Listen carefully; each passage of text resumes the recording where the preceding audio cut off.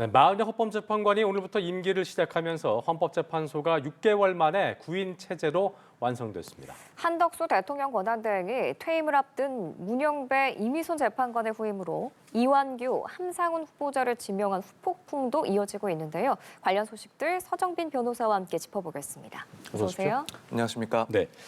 지난해 12월 26일이었죠. 국회에서 선출된 마흔여 재판관이 104일 만에 오늘 취임을 했습니다. 앞으로 6년간의 임기가 시작이 된 것인데요. 먼저 마흔여 재판관이 어떤 인물인지 좀 짚어주시면 좋을 것 같습니다. 네, 일단 알려진 바에 의하면 상당히 좀 진보적인 그리고 인권 지향적인 그런 판사라고 알려져 있긴 합니다. 네. 일단 대학교를 졸업하고 나서 이제 곧바로 법조인의 길로 들어선 게 아니라 인천에서 또 노동운동가로 활동을 하고 그 이후에 이제 뒤늦게 사법시험에 응시를 해서 2000년이 돼서야 이제 판사로 임명이 됐던 그런 이력을 가지고 있습니다. 그래서 대표적으로 이제 이야기되는 그런 판결례를 한번 보면은 이제 2016년에 광주지법에서 내린 판결이 하나가 있는데 이때 이제 그 내용이 박정희 정권 때 긴급 조치에 대한 배상 책임 유무가 문제됐던 사안이었고 여기에 대해서 배상 책임이 국가에게 인정이 된다라고 해서 상당히 좀 진보적인 그런 성향이 비춰진 판결이었다라는 평가를 또 받고 있는 그러한 인물입니다. 예. 내일은 이제 박성재 법무부 장관 탄핵 심판 선고가 예정돼 있는데 변론은 모두 마치고 선고만 남은 상황에서 마흔여 재판관이 선고에 참여를 할 수 있는지도 궁금하거든요. 사실 가능성은 거의 없다라고 보는 게 맞는 것 같습니다. 일단 박성재 법무부 장관이 현재 지금 비상계엄 선포와 관련해서 관련 행위를 방조했다라는 혐의로 소추가 됐었고 지금 선고를 앞두고 있는 상황인데 만약에 이제 마흔여 재판관이 이 선고에 투입이 되기 위해서는 결국에는 만약 실제로 투입된다라고 했을 때 변론이 또 재개돼야 되는 그런 문제가 발생을 합니다. 재판관의 구성이 이제 바뀌었기 때문에 다시 한번 이제 변론 기일을 열어야 되는 그런 상황이 발생을 하는데 특별한 사정이 없다라고 한다면 결국 이 탄핵 심판이 시간이 지연만 되는 그런 결과가 발생할 것이라고 보여져서 아마 헌법재판소에서는 이미 마흔여 재판관의 투입이랑 상관없이 선고를 내리겠다라는 입장이 아닐까. 그렇다면은 실제로 이제 마 재판관이 선고에 참여할 수 있는 가능성은 거의 없다라고 보시는 게 맞는 것 같습니다. 그렇군요. 자, 어제 마 재판관에 대한 임명과 함께 한덕수 대행이 문영배, 이미선 재판관의 후임으로 이완규, 함상훈 두 후보자를 지명했는데 두 사람이 취임을 할 수 있을지는 아직 좀 불투명해 보이는 상황인 것 같습니다. 특히 이완규 후보자의 경우는 현재 경찰 수사를 받고 있는 피의자 신분이라는 점도 논란인데 어떤 내용입니까? 사실 이 건은 지금 윤 전 대통령의 탄핵 심판과 관련해서도 이야기가 계속 나왔던 그런 사실관계 때문에 그렇습니다. 일단 이완규 법제처장은 윤 전 대통령과 상당한 측근으로 알려져 있고 특히 이제 비상계엄 사태 다음 날인 12월 4일에 이상민 전 행안부 장관 그리고 박성재 법무부 장관 또 김주현 민정수석 비서관과 함께 대통령 안가에서 회동을 했다라는 사실이 또 알려졌습니다. 당시 상황에 대해서는 그저 침묵의 목적이 있었던 자리였다라고 이제 해명을 해 왔긴 했는데 이제 여기에 대해서 정황상 내란 관련 수사를 앞두고 여기에 대한 사건 은폐라든가 혹은 대응 법리를 마련하기 위한 자리가 아니었나 그런 대책회의가 있는 자리가 아니었나라는 의혹이 지금까지도 제기가 되었던 인물입니다. 여기에 대해서 이제 이완규 처장은 부인을 하고 있지만 지금 알려진 바에 의하면 경찰이나 공수처에서 피의자로 특정을 해서 이 내란 관련해서 조사가 진행된 것으로 알려져 있고 또 한 가지 논란이 있었던 것은 이완규 처장이 이제 이때 회동이 있고 나서 또 휴대전화를 한번 교체를 했습니다. 이런 점들이 좀 의혹이 상당히 짙어지고 있다라고 문제 제기가 되고 있는 그런 상황입니다. 지금 말씀해주신 이런 논란 때문에 국회의장이 인사청문회 요청을 받지 않겠다 이렇게 밝혔습니다. 그럼 만약에 인사청문회가 열리지 않으면 임명 강행 규정은 어떻게 되는 건가요? 사실 그럼에도 불구하고 이제 시기상의 차이가 있을 뿐 진행을 하려고 한다면 한 총리가 임명을 할 수도 있는 상황입니다. 청문회를 안 해도 할 수 있는 건가요? 네, 그렇습니다. 대통령 몫이기 때문에. 네, 그렇습니다. 일단 인사청문회법에 의하면은 이제 국회가 이런 후보자들에 대해서 청문 요청서를 접수를 받게 되면은 20일 이내에 일단 심사를 마치도록 규정을 하고 있습니다. 그런데 만약에 이 20일 기간 동안 청문회를 진행하지 않는다. 그러면은 이제 대통령 혹은 권한대행이 10일 이내 범위에서 이 경과 보고서를 요청을 할 수가 있습니다. 예. 근데 여기에 대해서도 국회가 송부를 하지 않는다라고 한다면 이제 결국에는 대통령 혹은 대통령 권한대행이 그 이후에는 이제 임명을 진행을 할 수가 있게 됩니다. 그래서 뭐 최소한 20일은 필요하겠지만 예. 그 20일이 넘어갔을 때까지도 청문이 진행되지 않는다라고 한다면 결국에는 현재 한덕수 권한대행이 임명을 강행할 수도 있는 그런 상황입니다. 그렇군요. 그 앞서 두 후보자가 취임을 할 수 있을지 불투명해 보인다는 뭐 전망을 했는데 그도 그럴 것이 이제 뭐 그 부분들 국회의장이 이 얘기한 부분들도 말씀해 주셨는데 민주당 같은 경우는 한덕수 권한대행이 두 재판관을 지명한 것을 놓고 헌법소원도 효력정지 가처분 신청을 헌재에 접수하면서 실제적으로 법적 대응에 나서게 된 건데요. 자 그렇다면 뭐 법적으로 헌법소원과 효력정지 가처분 신청의 요건이 안 된다는 법조인들 의견도 있어서 일단 이게 요건이 되는 겁니까? 사실 조금 요건을 충족하기가 어렵지 않나 이렇게 생각이 됩니다. 결국 헌법소원이라는 것은 예. 국민이 이제 공권력에 의해서 기본권을 침해당했을 때 제기를 하는 겁니다. 물론 이제 지금 구성을 하는 논리 자체가 국민의 그런 재판을 받을 권리, 그러니까 법률과 헌법에 의해서 임명된 정해진 법관의 재판을 받을 권리를 침해한 것이다라는 것으로 일단 구성을 할 것 같은데 예. 문제는 이제 실제로 그것이 국민의 권한을 침해했다라고 볼 수 있을지 그러니까 현실적으로 이 기본권 침해 가능성이 상당히 높아졌다라고 볼 수가 있을지 여기에 대한 판단이 쉽지는 않을 걸로 보입니다. 그러니까 국회 측에서 혹은 민주당 측에서 이 점을 들어서 헌법소원을 제기한다 하더라도 결국에는 기본권 침해 혹은 기본권 제한 문제에 대해서 요건이 해당하지 않는다라는 판단을 받을 가능성이 상당히 높지 않나. 그래서 그렇다면은 이제 본안 판단에 들어가기도 전에 사실은 절차적인 그러니까 그 형식상의 요건을 갖추지 못했다라는 판단을 받고 이 각하될 가능성도 기각이 분명히, 아니고 인용 기각이 떠나서 그럴 그 수도 전에 있습니다. 그냥 네. 각하가 될 수 있다. 애초에 그죠? 기본권을 제한할 가능성 자체가 보이지 않는다라고 한다면 구체적인 심판에 들어가기 이전에 요건을 만족하지 못했다라고 해서 각하가 될 가능성이 있고 또 뭐 설사 각하 요건을 통과했다 하더라도 기각될 가능성이 상당히 높다라고 보여지긴 합니다. 그렇다면은 이런 본안 그러니까 헌법 소원을 전제로 한 이 가처분 신청까지도 사실은 그 단계에서 뭐 기각이 되거나 혹은 각하가 될 가능성도 상당히 높지 않나. 그래서 어떻게 보면은 이 부분에 대해서 법적으로 진행을 실제로 이제 강제를 하겠다, 뭐 이것을 막겠다라고 한다면 사실은 이제 탄핵밖에는 유일한 유의미한 수단은 없는 상황인 건 맞는 것 같습니다. 네, 어쨌든 법조계의 그 대부분은 좀 의견이 그런 거 지금 말씀하신 그런 부분인 거죠. 네, 그렇습니다. 예, 중론인 거죠. 예. 뭐 일단 뭐 저도 사실은 이게 중론이라고 하기까지는 조금 어렵긴 하지만 일반적으로 봤을 때 헌법소원의 요건이라든가 혹은 헌법심판의 내용들을 봤을 때는 지금 이 헌법소원으로는 조금 진행하는 것이 어렵지 쉽지 않다. 않을까 네, 그렇게 보고 있습니다. 알겠습니다.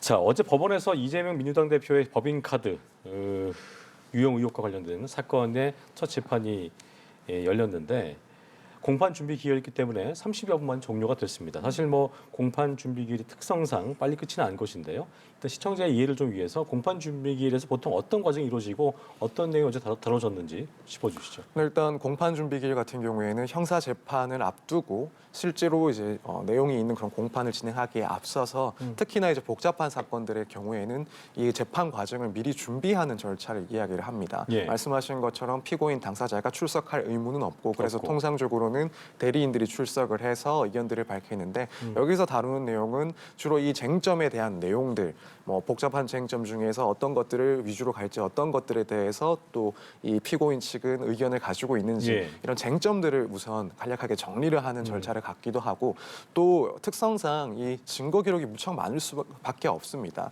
이 증거 기록은 다 목록화가 돼서 원래 재판이 시작되면은 피고인에게 그 의견을 묻는데 이건 역시도 이제 준비 기일에서 먼저 한번 검토를 하게 됩니다. 그래서 검찰이 제출한 그 증거 목록에 대해서 피고인 측에서는 의견이 어떠한지 이것들을 미리 정리를 하게 되면은 이제 향후에 본격적인 재판에서 뭐 증인 신문이라든가 구체적인 증거 조사 일정들을 정할 수가 있기 때문에 예. 이런 내용들을 주로 다룹니다. 그러니까 결국에는 뭐 핵심적인 쟁점에 대해서 의견을 나누고 또 증거와 관련된 의견들을 나누는 그런 준비 절차라고 보면 될 것 같습니다. 지금 이제 이재명 대표 같은 경우에는 두 차례 더 하기로 했더라고요. 네, 그만큼 그렇습니다. 증거 기록이 많다는 얘기인가요? 그렇죠. 지금 지금 받고 있는 혐의가 이 사건에 있어서는 이제 경기도의 그 법인 카드를 유용을 해서 뭐 1억 원 상당을 유용했다라는 혐의인데 좀 알려진 바에 의하면은 지금 관련된 그 내용만 하더라도 수만 건에 해당을 한다라고 보고 있고 그렇다면은 기록 역시도 무척 많을 수밖에 없고 예. 증거 양이 무척 많을 겁니다. 그러다 보니 이제 준비기일을 해야 될 필요성도 있었고 이게 한 번에 끝나지 않을 가능성도 충분히 높았다라고 보여집니다. 실제로 이제 이날 재판에서 준비 기일에서 뭐 차회 기일 그리고 차차회 기일을 지정하기도 했는데 일단 좀 뭐 제가 지금 보도 내용들을 봤을 때는 이 지금 피고인의 대리인 그러니까 이재명 대표의 대리인들이 아직 증거 기록을 수사 기록을 다 확보하지도 못한 상황이라고 합니다. 이제 이런 것들을 확보해야 구체적으로 사건에 대해서 검토를 하게 될 텐데 그 시작 단계도 사실 조금 늦었고 이건 예. 아무래도 증거량이 무척 많기 때문에 그 영향을 받은 것 같습니다. 네. 그래서 이날은 향후에 그럼 공판 준비기를 어떻게 정할지 이 부분과 이제 검찰 측에다가 뭐 공소사실 일부에 대해서 뭐 문구를 수정하는 정도의 그런 절차들만 진행된 것으로 알고 있고 이제 차차 이 준비기일 2번 정도를 더 거치면서 앞서 말씀드린 것처럼 뭐 증거에 대한 의견 그리고 공소사실에 대한 구체적인 이재명 대표의 의견들을 이제 들어볼 수 있을 것 같습니다. 공판 준비기일의 텀은 이렇게 길지는 않은 거죠? 두 네, 번 더 그렇습니다. 하더라도. 지금 보면은 일단 29일 이번 달 29일에 차회 기일을 지정하기로 했습니다. 사실 더 짧게 잡을 수도 있긴 한데 네네. 아무래도 이 기록을 확보하고 검토하는데 상당한 시간이 소요될 것으로 보이고 또 실제로 이재명 대표의 이 대리인들도 검토를 위해서 상당한 시간이 필요하다라고 주장을 했던 것 같습니다. 그래서 이게 어느 정도 반영된 일정인 것 같습니다. 그리고 나서 이제 또 다음 기일은 5월 27일로 잡아서 촘촘한 그런 기일 진행은 아닌데 일단 그래서 피고인 측의 입장 그리고 구체적인 상황을 봤을 때 어느 정도까지는 여유를 두고 이렇게 기일들을 지정을 한 것으로 보입니다.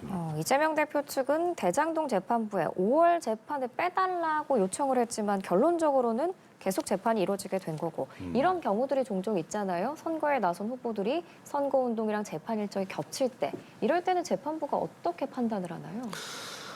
사실 뭐 지금과 같은 또 지금 대선을 또 앞두고 네. 있는 시기다 보니까 재판부 입장에서도 그 점을 신중히 좀 고민을 할 수밖에 없다라고 고려를 안 보입니다. 할 수 없는 거죠? 네, 그렇죠.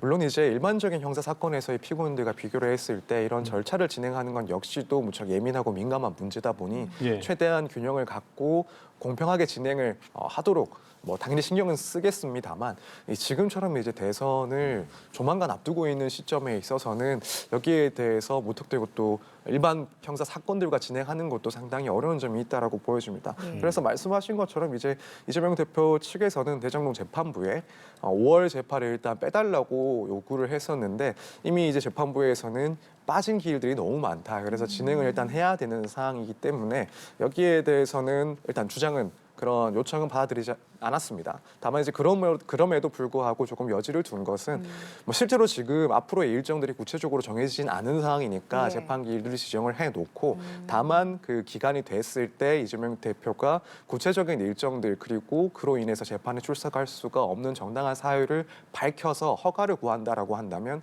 그 내용을 살펴보고 경우에 따라서는 재판 일정을 조금 변경할 수 있다라는 그런 여지는 또 남겨놓은 상황으로 보입니다. 알겠습니다. 자, 이런 상황에서 대장동 개발 사업을 도와달라면서 성남시 의회 의장에게 성탁을 하고 뇌물을 준 혐의를 받는 인물이죠. 1심에서 징역형 받았습니다. 화천대유 대주주 김만배 씨 항소심에서 무죄 선고 나왔는데 뒤집힌 결정적 이유는 뭐라고 해야 될까요? 네, 일단 2심에서도 일단 김만배 씨와 최영길 전 성남시 의회 의장이 돈을 주고 받은 사실에 대해서는 1심과 마찬가지로 인정을 했습니다. 예. 다만 이제 이런 관련한 최영길 전 의장의 그런 조치가 이것은 뭐 부당한 처우라고 볼 수가 없다. 그러니까 정당한 정치 활동 범위 내로 이제 봐야 될 것이다라는 판단을 했습니다. 결국에는 그걸 입증할 수 있는 그러니까 부정한 처사가 있었다라는 것을 입증할 수 있는 증거가 부족했다라고 보면 될 것 같습니다. 일단 내용을 봤을 때는 좀 중요했던 부분은 1심에서 이제 그 신빙성을 인정을 했던 남욱 씨 등의 그런 진술의 신빙성을 결국에는 인정하지 않았던 점이 상당히 주요하게 작용했던 것으로 네. 보입니다. 남욱 씨 같은 경우에는 뭐 김만배 씨에 대해서뿐만 아니라 이재명 대표 등에 대해서도 상당히 불리한 진술을 했었는데 2심에서는 여기에 대해서 그 내용을 봤을 때 진술이 이제 번복된다. 그리고 구체적이지가 않고 이 책임을 회피하려는 그런 태도를 보이기 때문에 이 진술을 그대로 인정하고 신뢰할 수가 없다라는 판단을 내렸습니다. 결국 이런 진술 증거들에 대해서도 신빙성을 인정하지 않았기 때문에 예. 이 직무상 부정한 행위를 인정하는 데 있어서 증거가 부족했다라는 그런 판단을 했던 것이 가장 이번 판결에서 중요한 내용이 아니었을까 이렇게 생각을 합니다. 네, 알겠습니다. 마지막으로 이 내용도 짚어보도록 하겠습니다. 조금 전 오후 2시부터 뉴진스 멤버 5명의 가처분 이의 신청 신문 기일이 열리고 있습니다. 앞서 소속사 어도의 승인 없이는 연예 활동을 금지하도록 한 가처분 인용에 불복을 해서 낸 이의 신청인데요. 이 이의 신청에 대해서는 최대 쟁점이 뭐가 될 거라고 보세요? 네, 결국에는 지금 오더 측과 또 뉴진스의 그런 전속 계약 효력이 존재를 하는지 하지 않는지 이 부분이 가장 핵심적인 쟁점이고 이건 비단 이 가처분 사건뿐만 아니라 본안 사건에서도 가장 중요한 사건이긴 합니다.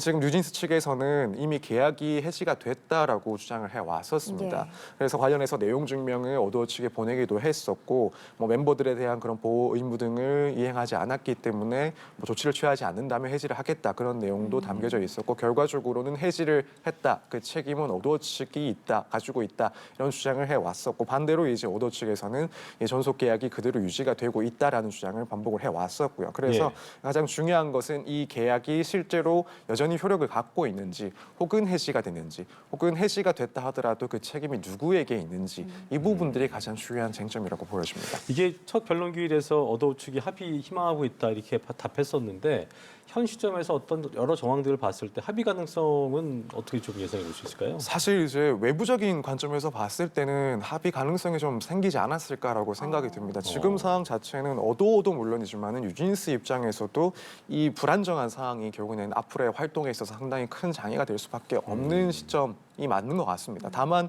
어디까지나 이건 제3자의 입장에서 봤을 때고 뭐 어도어 측에서야 합의 가능성을 얘기를 했지만 뭐 현재까지 그 합의 여부에 대해서 뉴진스 측에서는 뭐 특별한 입장을 밝혔다거나 그런 상황은 보이지 않는 것 같고 그렇죠. 네. 이전까지의 모습을 봤을 때는 이 계약의 효력을 부인하는 데 상당히 집중을 해왔었기 때문에 아마 지금까지의 행보를 봤을 때는 합의 가능성은 아직까지 기대하기는 조금 어렵지 않나 이렇게 생각을 하고 있습니다. 예, 알겠습니다.